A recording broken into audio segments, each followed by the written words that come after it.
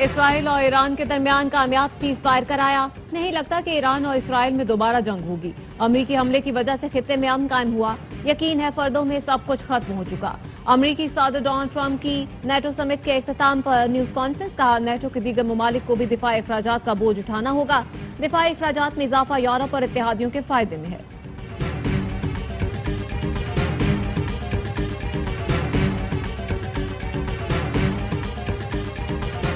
امریکی صدر Donald Trump کی فیلڈ مارشل عاصم منیر کی تعریف، کہا پاکستان کے فیلڈ مارشل عاصم منیر سے گزشتہ ہفتے ملاقات ہوئی۔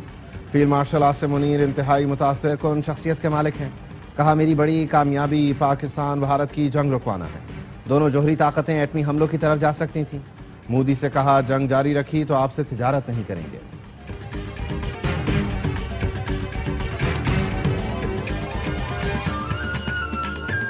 اور 9-10 محرم کو موٹر سائیکل کی ڈبل سواری پر پابندی عائد، کراچی سمیت سندھ بھر میں موٹر سائیکل کی ڈبل سواری پر پابندی ہوگی، نوٹیفیکیشن جاری۔ پاکستان اور چین کا سیکیورٹی تعاون بڑھانے پر اتفاق، قومی سلامتی کے مشیر لیفٹیننٹ جنرل محمد عاصم ملک کا دورہ چین، چینی قیادت سے ملاقاتیں، پاکستان کی جانب سے پرامن ہمسائیگی کے کردار کے لیے خواہش کا اظہار کیا۔ مشیر قومی سلامتی کی شنگھائی تعاون تنظیم کی سلامتی کونسل کے سیکریٹریز کے اجلاس میں شرکت، عالمی صورتحال اور امن و سلامتی کے لیے پاکستان کے موقف کا اعادہ کیا۔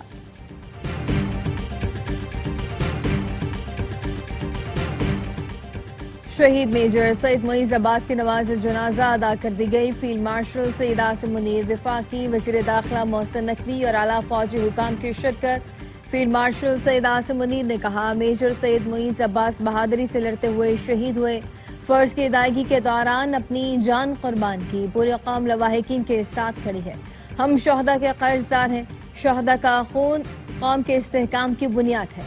ISPR کا کہنا ہے میجر معیز نے سراروغہ میں خارجیوں سے لڑتے ہوئے جام شہادت نوش کیا۔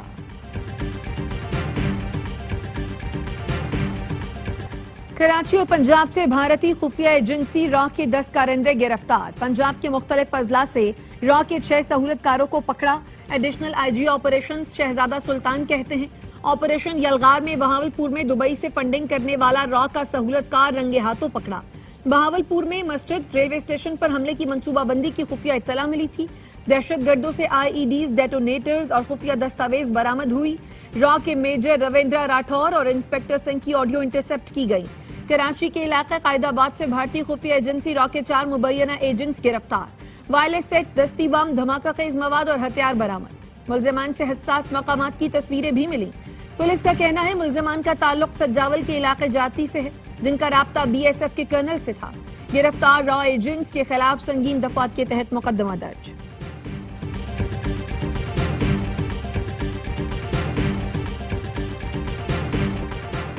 ایران نے اسرائیل کے لیے جاسوسی کرنے والے مزید 3 ایجنٹوں کو پھانسی دے دی، تینوں کو اسرائیلی انٹیلیجنس ایجنسی موساد سے تعاون اور آلات کی اسمگلنگ کے جرم میں سزا سنائی گئی تھی۔ ایرانی حکام کا کہنا ہے اسرائیل سے تعلق کے الزام میں 12 دنوں میں 700 سے زیادہ ایجنٹوں کو گرفتار کیا گیا۔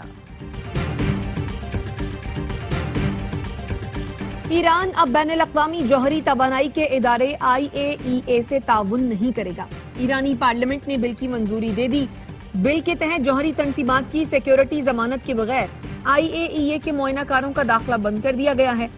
ایران کے شہر یزد میں اسرائیلی حملے میں شہید اعلیٰ فوجی افسروں کو خراج عقیدت پیش کرنے کے لیے لوگوں کی بڑی تعداد جمع، آرمی چیف کمانڈر پاسداران انقلاب سمیت اعلیٰ فوجی افسروں اور جوہری سائنسدانوں کو سرکاری اعزاز کے ساتھ سپرد خاک کیا جائے گا۔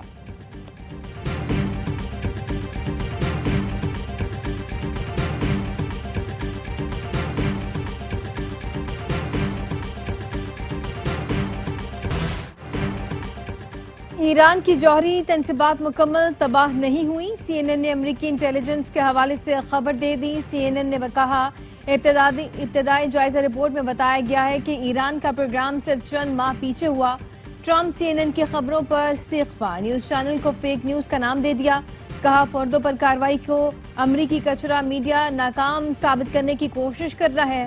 فرد و جوہری مرکز پر تباہی کے سوا کچھ نہیں، ایران کو یورینیم افزودگی کی اجازت نہیں دی جا سکتی، جوہری تنصیبات بحالی کی کوشش کی تو دوبارہ حملہ کریں گے۔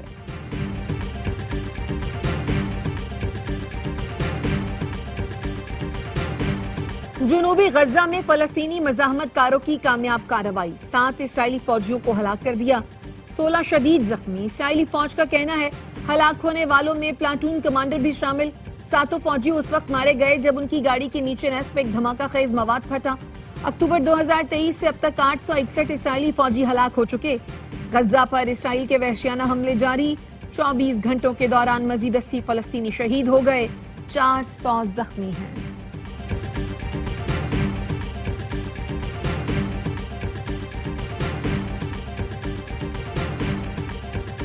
ملک میں مانسون بارشوں کا آغاز، اسلام آباد، راولپنڈی اور اطراف میں صبح سویرے جل تھل ایک ہو گیا۔ مری، گلیات، ایبٹ آباد، سوات اور ہری پور میں بھی بادل خوب گرجے برسے۔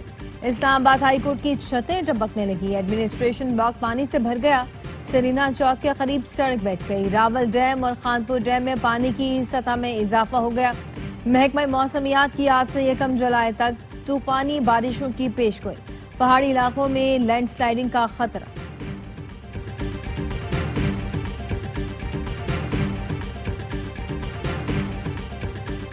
کنزا کی عطاباد جھیل نالے میں سیلابی ریلے سے تباہی، جھیل کے ساتھ قائم معروف ہوٹل سیلاب کی زد میں آ گیا۔ ہوٹل سے سیاحوں کو محفوظ مقام پر منتقل کر دیا گیا۔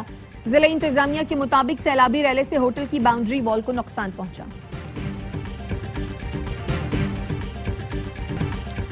بجٹ میں عوام کو ریلیف دیا گیا، ایف پی آر میں اصلاحات سے ٹیکس چوری اور کرپشن کا خاتمہ یقینی بنایا جا رہا ہے۔ وزیر خزانہ محمد اورنگزیب کا قومی اسمبلی کے بجٹ اجلاس میں کٹوتی کی تحریک پر جواب، کہا سبسڈیز اور حکومتی اخراجات کم کیے جا رہے ہیں۔ وہ دن گزر گئے جب وزیر اعظم آفس اپنے گھر ہیلی کاپٹر پر جاتا تھا۔ حکومت ہر معاملے میں شفافیت پر یقین رکھتی ہے، اس لیے کمپیوٹرائزڈ نظام لایا جا رہا ہے۔ وزیر خزانہ محمد اورنگزیب اور امریکی سیکرٹری تجارت کی ورچوئل میٹنگ، تجارتی مذاکرات آئندہ ہفتے تک خوش اسلوبی سے مکمل کرنے کا عزم، تکنیکی سطح کے مذاکرات آئندہ ہفتے مکمل ہونے کا امکان۔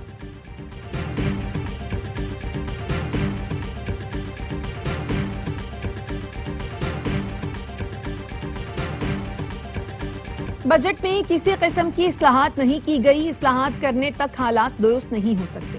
حکومت اپنے اخراجات میں کمی نہیں کرے گی تو ریلیف کیسے ملے گا؟ عوام پاکستان پارٹی کے رہنما شاہد خاقان عباسی کی پریس کانفرنس، کہا پی ٹی آئی دور میں چینی 45 روپے سے 100 روپے پر چلی گئی، پھر ہم نے چینی ایکسپورٹ کی تو قیمت 130 روپے تھی، اب 7.5 لاکھ ٹن چینی امپورٹ کر رہے ہیں تو قیمت 210 روپے ہوگی۔ مفتاح اسماعیل نے کہا جب اپنی تنخواہیں بڑھانے کی بات ہو تو آئی ایم ایف کی نہیں سنتے، لوگوں پر ٹیکس لگانا ہو تو آئی ایم ایف کا نام لے دیتے ہیں۔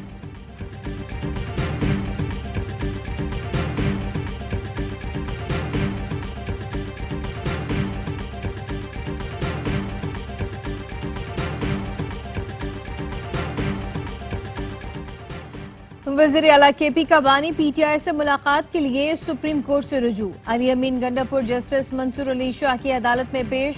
جسٹس منصور نے چیف جسٹس اور رجسٹرار سے رجوع کرنے کی ہدایت کر دی، کہا آپ نے غلط دروازہ کھٹکھٹایا، جوڈیشل سائٹ پر ہم کچھ نہیں کر سکتے۔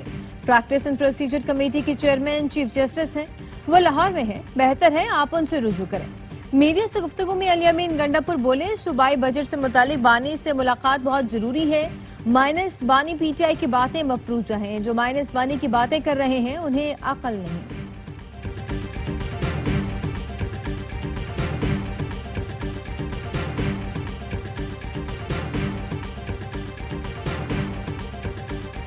تحریک انصاف 2 دھڑوں میں بٹ گئی، پی ٹی آئی کے پی نے بانی کو مائنس کر دیا، بیرسٹر گوہر کو پتہ ہی نہیں صوبائی بجٹ پاس ہو گیا ہے۔ گورنر خیبر پختونخوا فیصل کریم کنڈی کہتے ہیں وزیر اعلیٰ کے پی تابع دار ہیں، اسلام آباد سے جو ڈیوٹی دی جاتی ہے اسے نبھاتے ہیں۔ پی ٹی آئی والے سونے کا انڈا دینے والی مرغی کبھی ذبح نہیں کریں گے۔ اگر یہ لوگ کے پی اسمبلی ختم کر دیں تو کرپشن اور کمیشن کیسے کھائیں گے؟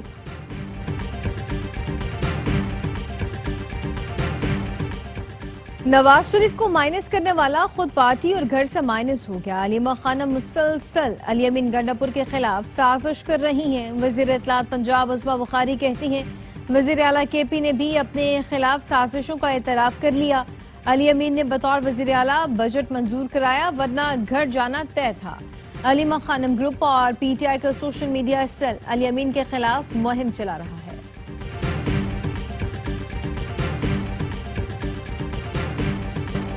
زرعی ترقی کے لیے کھاد اور زرعی ادویات پر ٹیکس نہیں لگایا جا رہا. زراعت ملک کی معیشت میں ریڑھ کی ہڈی کی حیثیت رکھتا ہے. زرعی شعبے میں پائیدار اصلاحات سے معیشت کو مزید فروغ ملے گا. وزیر اعظم شہباز شریف کا زرعی شعبے کی ترقی سے متعلق جائزہ اجلاس میں اظہار خیال. کہا اصلاحات سے فی ایکڑ پیداوار میں خاطر خواہ اضافہ ہوگا. پیداواری لاگت میں کمی آئے گی. فارم میکنائزیشن کی ترویج کے لیے زرعی مشینری اور آلات پر ٹیکس بتدریج کم کیا جائے. زرعی اجناس کو ذخیرہ کرنے کی صلاحیت بڑھانے کے لیے اقدامات تیز کیے جائیں.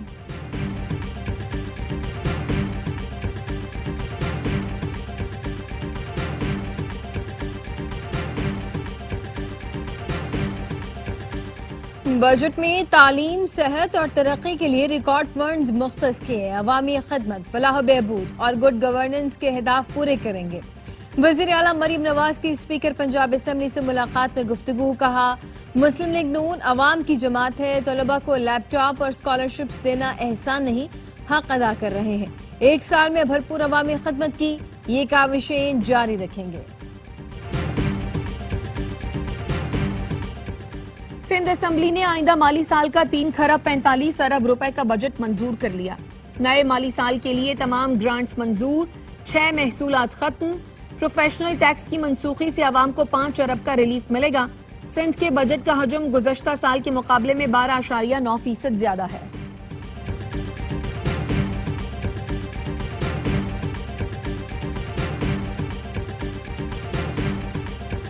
عالمی بینک نے پاکستان میں 2 منصوبوں کے لیے $194 ملین کی منظوری دے دی. رقم بلوچستان میں تعلیمی نظام میں بہتری اور پانی کی فراہمی کے لیے خرچ ہوگی. ابوظہبی میں پاک UAE مشترکہ وزارتی کمیشن کا اجلاس. پاکستان اور متحدہ عرب امارات کے درمیان ویزا پالیسی سے متعلق اہم معاہدہ طے پا گیا. سفارتی اور سرکاری پاسپورٹ ہولڈرز کو ویزا استثناء کے معاہدے پر دستخط. نائب وزیر اعظم اسحاق ڈار کہتے ہیں 12 سال کے وقفے سے ہونے والا اجلاس انتہائی مثبت اور تعمیری رہا. یہ معاہدہ تعلقات کی مزید مضبوطی اور ادارہ جاتی تعاون گہرا کرنے کے عزم کا عکاس ہے. برطانیہ کا جوہری بم لے جانے والے 12 فائٹر جیٹ خریدنے کا فیصلہ. یہ طیارے نیٹو کے فضائی جوہری مشن میں شامل ہوں گے. برطانوی وزیر اعظم کیئر سٹارمر نیٹو سربراہی اجلاس میں اس کا اعلان کریں گے. امریکہ، جرمنی اور اٹلی سمیت 7 دیگر ممالک پہلے ہی دوہری صلاحیت والے جنگی طیارے استعمال کر رہے ہیں. سر کیئر سٹارمر کا کہنا ہے کہ حالات غیر یقینی کی انتہا کو پہنچ چکے، اس لیے ہم قومی سلامتی میں سرمایہ کاری کر رہے ہیں.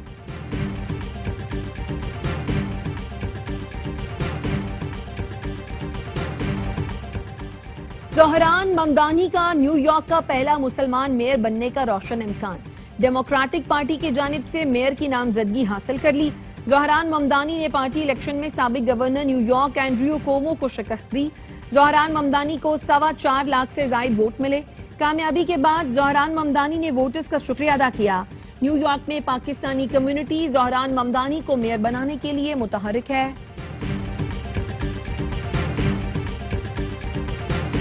ایشین ڈبل اسکواش چیمپئن شپ میں پاکستانی جوڑی کا دھماکے دار کھیل.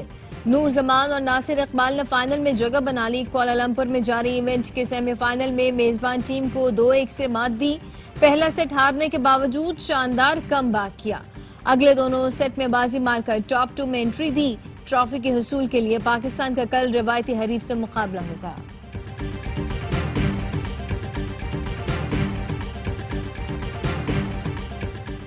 پاکستان ہاکی ٹیم کو پرو لیگ میں شرکت کے لیے گرین سگنل مل گیا. انٹرنیشنل ہاکی فیڈریشن کا PHF سے رابطہ.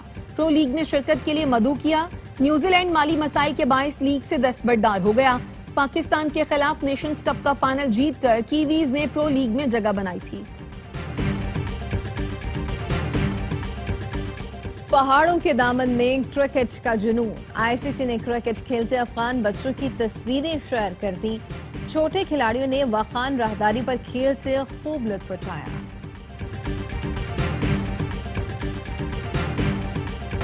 اور حضرت بابا فرید الدین گنج شکر کے سالانہ عرس کی تقریبات جاری. ملک اور بیرون ملک سے زائرین کی بڑی تعداد پاک وطن پہنچ گئی.